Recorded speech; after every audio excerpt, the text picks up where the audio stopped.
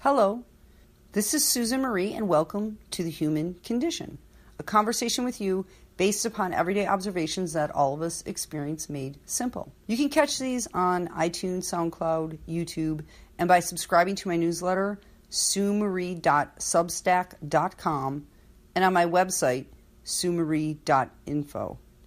Most things I speak of are linked for further study in the data section of the show. Today, I wish to speak to you about the numerous facets of love. So what exactly is love? Poets write of love, artists create paintings and visual representations, and science has tried explaining the psychological and biological aspects of love. But have they all succeeded?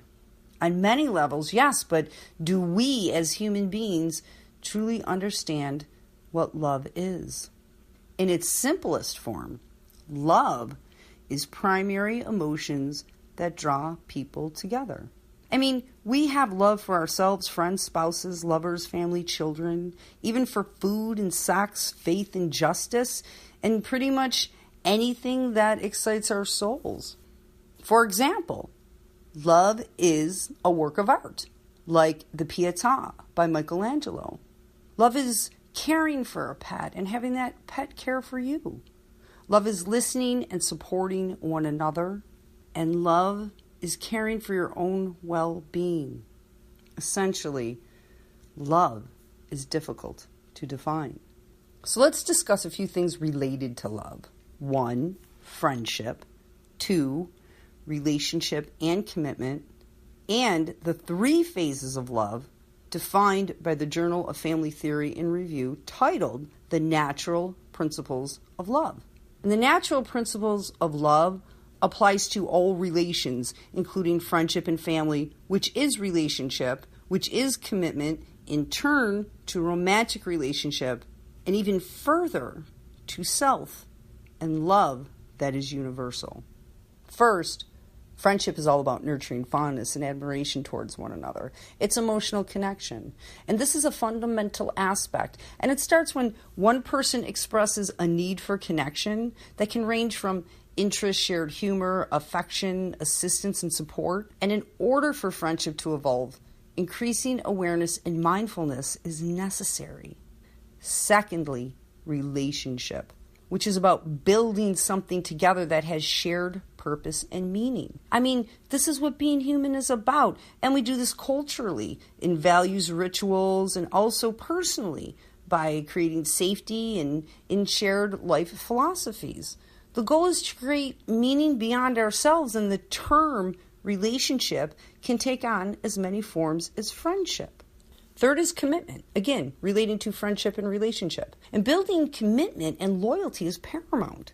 This includes cherishing the other person and nurturing them instead of consistently bashing and nitpicking on their qualities and behaviors.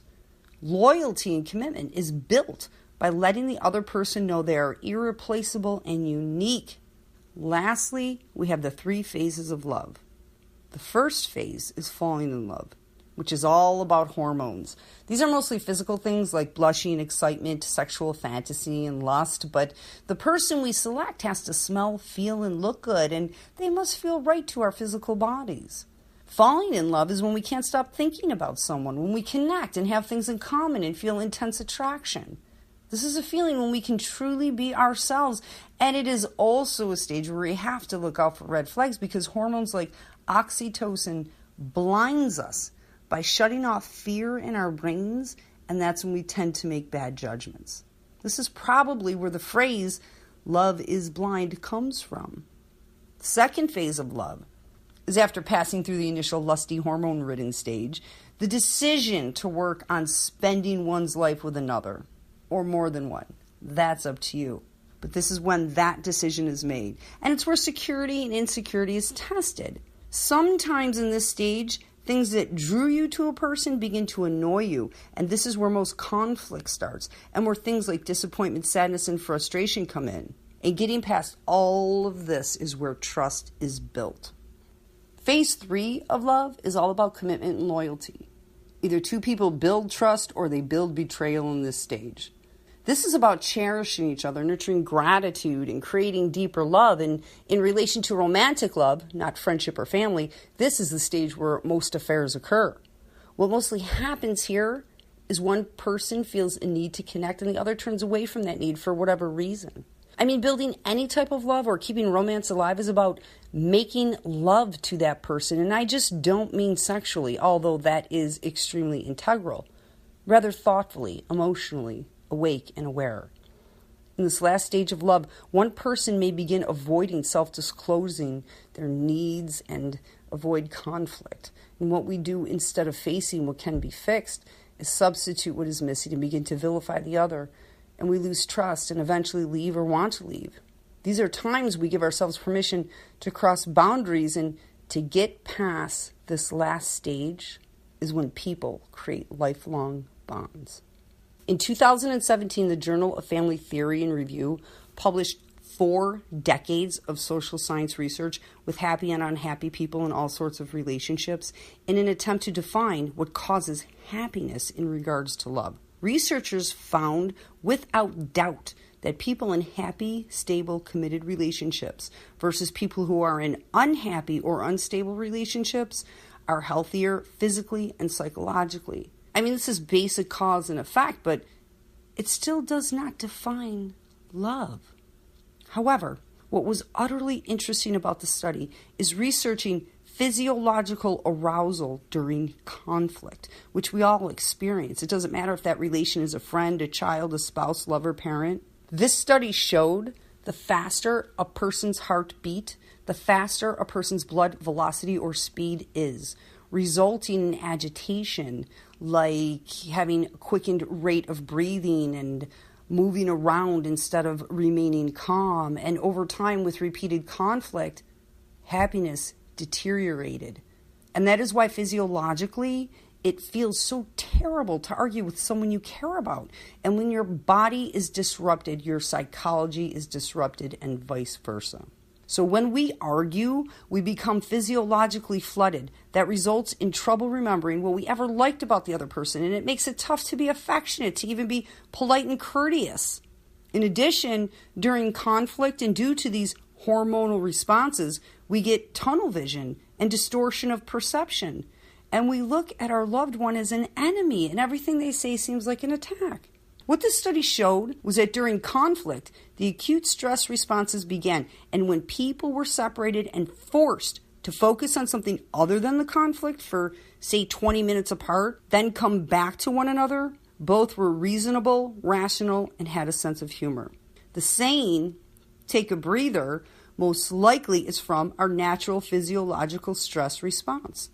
The ultimate result of conflict is two people managing, not repairing, because conflict is inevitable, necessary, natural, and can be positive. But managing conflict constructively and together, and being regrettable for one's own behavior in order to maintain trust and intimacy, this is the goal.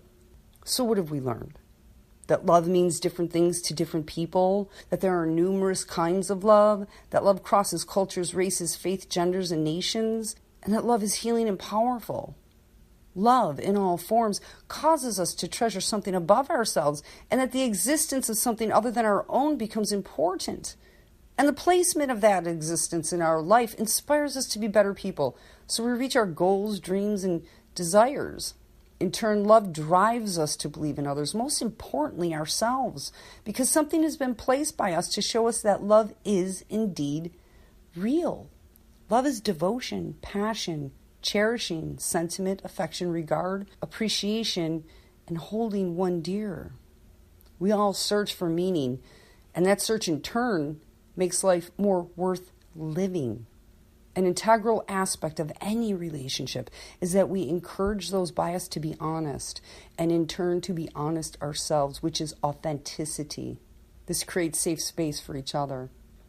Buddha's word for love is karuna, meaning compassionate action. And I like that simple definition immensely. I can write 1 million poems describing the sweet breath of breeze like peaches in summertime, how they cool our brow and palate on a day that is sweltering simultaneous. I can write of how the speech of ancestors can never suffice to explain the thoughts that explode inside our brains like atoms splitting, supernovas in space, constellations ablaze, neurons sounding and resounding across synapses like trapeze artists on tripwires. I can write of the speech of animals foreign to the human sense of sound and how only they comprehend what they say to one another. I can even write of God and the heavens, the beauty of the skies at dawn and sunset, colors yet undiscovered, painted for us all daily. I can write of it all, 1,000 words describing everything, yet not one word or poem can ever compare to the softness of the gaze of another, like the canvas of the morning tide, or the silent roar not unlike that of a mighty lion, or precisely how our spirits connect to another.